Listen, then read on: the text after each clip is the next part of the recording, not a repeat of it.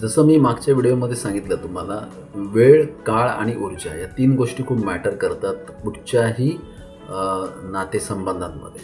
आता याच्यामध्ये वेळ हा खूप महत्त्वाचा पार्ट आहे. वेळ द्यायचा म्हणजे नेमकं काय? तर तुम्ही फिजिकली, इमोशनली आणि सायकॉलॉजिकली त्यावेळेला तिथे 100% असणं गरजेचं आहे. त्यामुळे वेळ देताना कमिटमेंट खूप इम्पॉर्टंट आहे. ओके. सो त्यासाठी प्रॉपर टाईम मॅनेजमेंट होणं गरजेचं आहे. मग तुम्ही जर समजा वेळ ठरवलेला असेल किंवा शब्द दिलेला असेल, तर तुम्ही तो पूर्णपणे पाळणं गरजेचं आहे. यासाठी पूर्ण प्रयत्नशील असणं गरजेचं आहे. जर तो पाळता नाही आला, तर तसं तुम्हाला कम्युनिकेशन करणं देखील गरजेचं आहे.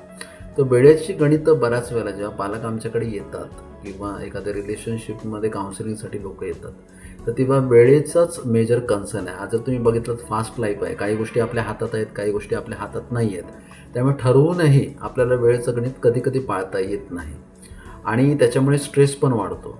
त्यामुळे पण जसं मी तुम्हाला म्हणालो, की सहवास हा खूप महत्त्वाचा आहे कुठच्याही नातेसंबंधांमध्ये आणि तो सहवास देताना त्यावेळेला ज्या काही गोष्टी तुम्हाला कम्युनिकेशन तुमचा जो सुसंवाद आहे तो पुरता होण्यासाठी वेळ हा 100% तिथे आपण देण्याचा प्रयत्न केला जातो. तर यासाठी आपण प्रयत्नशील राहिलं पाहिजे. त्यामुळे एक चांगला एक नात्यामध्ये एक चांगलं डेप्थ तिथे निर्माण होऊ शकतं.